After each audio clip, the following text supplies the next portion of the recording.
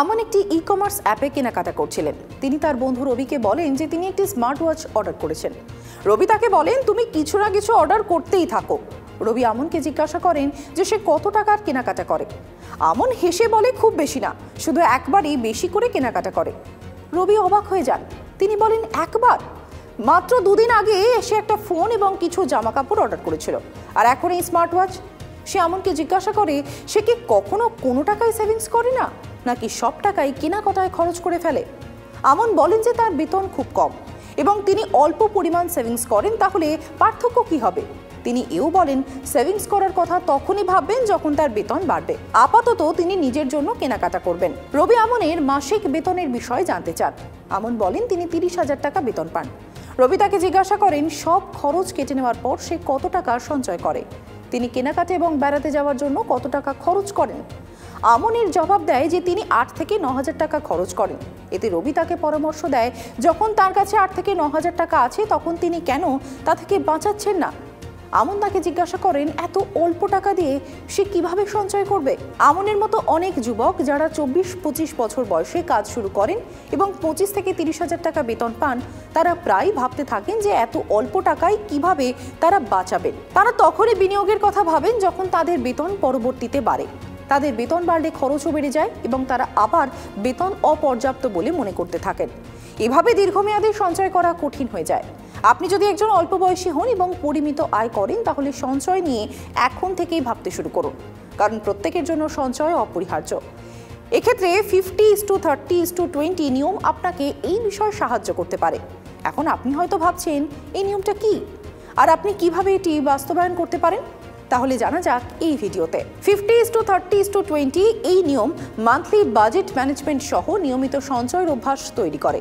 এই নিয়ম অনুসারে আপনার বেতনের 50% দিয়ে আপনি ভাড়া, ইউটিলিটি বিল, মুদি এবং ইএমআই এর মতো প্রয়োজনীয় খরচগুলিকে কভার করতে পারেন। 30% জীবনধারা সম্পর্কিত খাতে খরচ করা উচিত, বাকি 20% সঞ্চয় করা উচিত। আপনি যদি 20%-এর বেশি সঞ্চয় করতে পারেন, তবে আপনি আপনার আর্থিক অবস্থাকে আরও শক্তিশালী করতে পারবেন। এবার আমনের কথা বলা যাক। আমন সব ডিডাকশনের পর 30,000 টাকা বাড়ি নিয়ে যান। প্রয়োজনীয় এবং অন্যান্য খরচ বাদ দিয়ে প্রায় 8 থেকে 9,000 টাকা তিনি সাশ্রয় করেন, যার মানে আমন প্রতি মাসে তার বেতনের প্রায় 30% সঞ্চয় করেন। সমস্যাটি হলো যে তিনি প্রায়শই এই সঞ্চয়ের পরিমাণ বেপরোয়াভাবে খরচ করেন, যা একটি বড় আর্থিক ভুল এবং এর সংশোধন প্রয়োজন। আমনকে কিভাবে টাকা বাঁচাতে হবে, এক্ষেত্রে বিশেষজ্ঞরা কি বলছেন শুনুন। फाइनेंशियल प्लानिंग में सबसे पहला स्टेप जो होता है वो होता है आप रिस्क को कम करें। तो इस केस में भी अमन को सबसे पहले अपना जो लाइफ इंश्योरेंस है वो लेना चाहिए। अगर आप बात करें लाइफ इंश्योरेंस की, तो प्योर टर्म इंश्योरेंस के फॉर्म में लेना चाहिए। बिकॉज अमन यंग है और अभी अपना करियर शुरू कर रहे हैं, तो उनका जो प्रीमियम भी है ना टर्म इंश्योरेंस का, वो काफ़ी कम होगा। तो सबसे पहली चीज़ आप रिस्क को कवर करें। उसके बाद जो है आपका अलग अलग गोल्स के लिए ইনক্লুডিং কন্টিনজেন্সি প্ল্যান के लिए आप शुरुआत करें। ব্যক্তিগত এবং পারিবারিক আর্থিক নিরাপত্তার জন্য টার্ম এবং স্বাস্থ্য বীমা অপরিহার্য। স্বাস্থ্য বীমা হঠাৎ চিকিৎসার খরচ কভার করতে সাহায্য করতে পারে, যখন টার্ম ইন্স্যুরেন্স আপনার অনুপস্থিতির ক্ষেত্রে আপনার পরিবারকে আর্থিক সহায়তা প্রদান করতে পারে। আমনের মতো তরুণরা অল্প বয়সে বীমা কিনে উপকৃত হতে পারেন, কারণ তারা কম প্রিমিয়ামে বেশি কভারেজ পেতে পারেন। পার্সোনাল ফিনান্স এক্সপার্টদের মতে টার্ম ইন্স্যুরেন্সের কভারেজ আপনার আয়ের কমপক্ষে 10 থেকে 15 গুণ হওয়া উচিত। আমনের বার্ষিক বেতন প্রায় 4 লক্ষ টাকা, যার অর্থ তার প্রাথমিকভাবে 40 থেকে 60 লক্ষ টাকার টার্ম ইন্স্যুরেন্স কভারেজ বেছে নেওয়া উচিত। আপনি যখন টার্ম ইন্স্যুরেন্স খোঁজেন, তখন আপনাকে আপনার মাসিক খরচ, ভবিষ্যতের খরচ, আর্থিক দায়িত্বগুলি বিবেচনা করতে হবে এবং জীবনের অগ্রগতির সঙ্গে আপনার কভারেজ সামঞ্জস্য করতে হবে। ধরা যাক আমন 24 বছর বয়সে 1 কোটি টাকার একটি টার্ম কভার বেছে নিয়েছেন। প্ল্যানের মেয়াদ শেষ হবে তখন তার বয়স হবে 65। policybazaar.com এর মতে 1 কোটি টাকার কভারের প্রিমিয়াম প্রতি মাসে 800 থেকে 1000 টাকার মধ্যে হতে পারে। এদিকে আপনি যখন একটি স্বাস্থ্য বীমা পলিসি কিনবেন, তখন চিকিৎসার ভবিষ্যৎ খরচ বিবেচনা করা অপরিহার্য। আজ যেখানে 5 লক্ষ টাকা খরচ হয়, 18 থেকে 20 বছর পর 50 লক্ষ টাকা তা ছাড়িয়ে যেতে পারে, কারণ চিকিৎসার মুদ্রাস্ফীতি সাধারণত 13 থেকে 14% কাছাকাছি। যে কারোর জন্য কমপক্ষে 10 লক্ষ টাকার স্বাস্থ্য কভার বেছে নেওয়া প্রয়োজন। policybazaar.com অনুসারে আমন যদি 10 লক্ষ টাকার একটি হেলথ কভার প্ল্যান বেছে নেয়, তাহলে তার প্রিমিয়াম প্রতি মাসে 700 থেকে 1200 টাকার মধ্যে হতে পারে। বিভিন্ন বীমা কোম্পানির প্রিমিয়াম আলাদা হতে পারে। এখন হিসেব করা যাক আমন বীমা নিলে কত টাকা সাশ্রয় হবে। আমন তার বেতন থেকে প্রতি মাসে প্রায় 9,000 টাকা সঞ্চয় করেন। এখন যদি তিনি স্বাস্থ্য এবং টার্ম ইন্স্যুরেন্সের একটি ভালো কভারেজ কেনেন, তাহলে তিনি প্রতি মাসে প্রায় 2,500 টাকা প্রিমিয়ামে খরচ করবেন। এই খরচের পরে আমনের প্রায় 6,500 টাকা আছে, যা তার বেতনের 20%-এর কিছুটা বেশি। আমনকে এখন সঞ্চয় এবং বিনিয়োগের মধ্যে সিদ্ধান্ত নিতে হবে।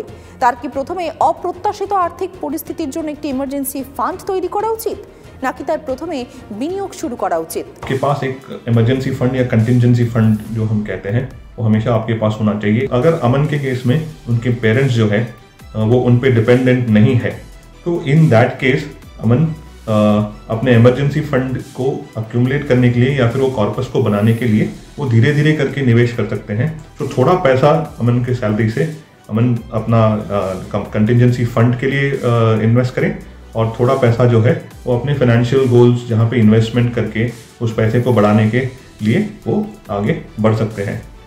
अगर ऐसा केस है जहाँ पे अमन के पेरेंट्स उन पे डिपेंडेंट है, तो इमरजेंसी कभी भी आ सकती है और पैसे की ज़रूरत कभी पड़ सकती है।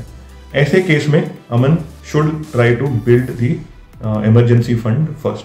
অথবা তিনি কি একই সঙ্গে উভয় শুরু করতে পারেন? বিনিয়োগ এবং ইমার্জেন্সি ফান্ড একে অপরের পরিপূরক হলে এটি ভালো। যদি আপনি একবারে উভয় করতে চান, তাহলে ইমার্জেন্সি ফান্ডকে অগ্রাধিকার দিন। একটি ইমার্জেন্সি ফান্ড কঠিন সময় আর্থিক চাহিদা পূরণ করতে পারে, যেমন চাকরি হারানো, নিজের বা পরিবারের সদস্যদের জন্য হাসপাতালের বিল পরিশোধ করা ইত্যাদি। একটি ইমার্জেন্সি ফান্ড এমন হওয়া উচিত যা কমপক্ষে 6 মাসের প্রয়োজনীয় খরচগুলিকে কভার করতে পারে। ফান্ডগুলির আকার নির্ধারণ করার আগে আপনার প্রয়োজনীয় খরচের হিসেব করা উচিত। ধরা যাক আমনের প্রয়োজনীয় খরচ যদি তার 17,000 টাকা হয়, তাহলে তার ইমার্জেন্সি ফান্ড কমপক্ষে 1 লক্ষ টাকা হওয়া উচিত। এই টাকা সব সময় তার কাছে থাকা উচিত। আপনি যদি একটি সেভিংস অ্যাকাউন্টে আপনার ইমার্জেন্সি ফান্ড রাখতে পারেন, যাতে প্রয়োজনের সঙ্গে সঙ্গে আপনি টাকা অ্যাক্সেস করতে পারবেন। এখন প্রশ্ন হলো, আপনি ইমার্জেন্সি ফান্ড প্রস্তুত করার পরেই কি বিনিয়োগের জন্য প্রস্তুত হবেন? কিন্তু কিভাবে এই বিনিয়োগের পরিকল্পনা করা উচিত? इमरजेंसी कॉर्पस पे कोई भी रिस्क नहीं आप ले सकते, इसलिए ये पैसा जो है सबसे सेफ इन्वेस्टमेंट हो। भले आपको इसमें रिटर्न्स नहीं देखना है, इसमें आपको सेफ्टी को रखना है, बिकॉज ये पैसा आप कभी भी कॉम्प्रोमाइज नहीं कर सकते। तो इसमें इमरजेंसी फंड को पार करने के लिए पहली चीज़ होनी चाहिए फंड की सेफ्टी, जो आपको टिपिकली जो है वो बैंक फिक्स्ड डिपॉजिट्स या फिर बैंक अकाउंट या फिर लिक्विड डेट फंड्स जो होते हैं उसमें आपको मिलती है। ইমার্জেন্সি ফান্ড প্রস্তুত করার পরে তরুণদের কিভাবে তাদের বিনিয়োগের পরিকল্পনা করা উচিত? এসআইপির মাধ্যমে ইকুইটি মিউচুয়াল ফান্ডে কোন ধরনের আর্থিক লক্ষ্যের জন্য বিনিয়োগ করা উচিত, আর কোন লক্ষ্যের জন্য তাদের ডেট মিউচুয়াল ফান্ডে বিনিয়োগ করা উচিত? अगर हम बात करें, कुछ एग्जांपल्स ले लें कुछ फाइनेंशियल गोल्स की जो यंगस्टर्स के हो आज के समय में, तो हो सकता है कि it could be as simple as कि मुझे हर 1-2 वर्ष में वेकेशन करना है या ट्रैवल करना है। मुझे कुछ पैसा जो है वो अपनी नई व्हीकल, हो सकता है कि 2 व्हीलर हो या 4 व्हीलर हो, उसके लिए एक्यूमुलेट करना है। कुछ ऐसे यंगस्टर्स हैं जो अपने पैसे से घर का डाउन पेमेंट के लिए एक्यूमुलेट करना चाहते हैं, और कुछ ऐसे हैं जो हो सकता है कि अपनी खुद की शादी फंड करना चाहते हैं या फिर कुछ फर्दर स्टडीज़ करना चाहते हैं 2-3 सालों के बाद। तो ये सारे जो है ये सारे नियर टर्म गोल्स कहने जाते हैं। ये गोल आपका 1 वर्ष के अंदर है, तो आप शॉर्ट टर्म या फिर ultra short term debt funds का इस्तेमाल करें, जहाँ पे आप हर महीने SIPs करके आप उसमें आप पार कर सकते हैं, और 1 साल के अंदर जब आपका गोल आ जाए तब आप पैसा निकाल दीजिए। अगर आपका गोल 3 से 4 वर्ष का है, तो आप हाइब्रिड फंड, जो सिर्फ बैलेंस एडवांटेज हो गया या डायनामिक एसेट एलोकेशन फंड हो गया, उसका इस्तेमाल करें। वहाँ पे जो है इक्विटी और डेट का बैलेंस होता है, तो रिस्क थोड़ा सा होता है, जहाँ से आपको रिटर्न्स कमाने की क्षमता भी होती है, लेकिन पूरा रिस्की फंड नहीं है, क्योंकि यूजुअली जो इक्विटी ओरिएंटेड सारे फंड्स होते हैं उनमें रिस्क ज़्यादा होता है, और आपको वो उसका एडवांटेज देने के लिए अच्छा समय देना पड़ता है। तो 3 से 4 वर्ष का अगर आपका गोल है, जहाँ पे आपको लगता है कि वो पैसा आपको लगेगा, तो आप बैलेंस एडवांटेज या फिर डायनामिक एसेट एलोकेशन से इस्तेमाल कीजिए।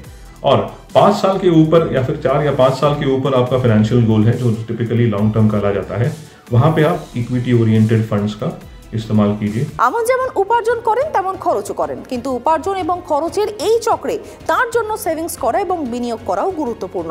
প্রতি মাসে সঞ্চয়ের জন্য আমাদের কিছু বিষয় অন্তর্ভুক্ত করা উচিত। প্রথমত, তার জীবন বীমা কেনা উচিত। দ্বিতীয়ত, তাকে পর্যাপ্ত কভারেজ সহ স্বাস্থ্য বীমা পেতে হবে। তৃতীয়ত, তাকে কঠিন সময়ের জন্য একটি এমার্জেন্সি ফান্ড তৈরি করতে হবে।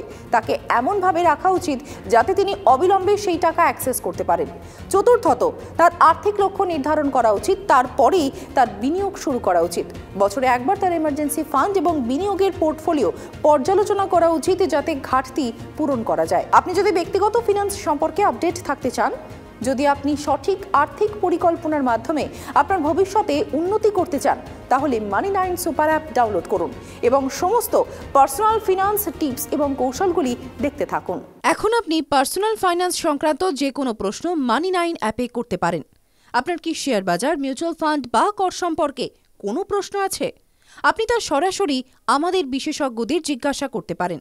যে কোনো সময়, যে কোনো জায়গা থেকেই আপনি তাদের সঙ্গে যোগাযোগ করতে পারেন। বাংলা, হিন্দি, ইংরেজি, মারাঠি, গুজরাটি, তেলেগু এবং কন্নড় ভাষায় আপনার প্রশ্ন আমাদের মাধ্যমে জিজ্ঞাসা করুন, শুধুমাত্র মানি9 সুপার অ্যাপে।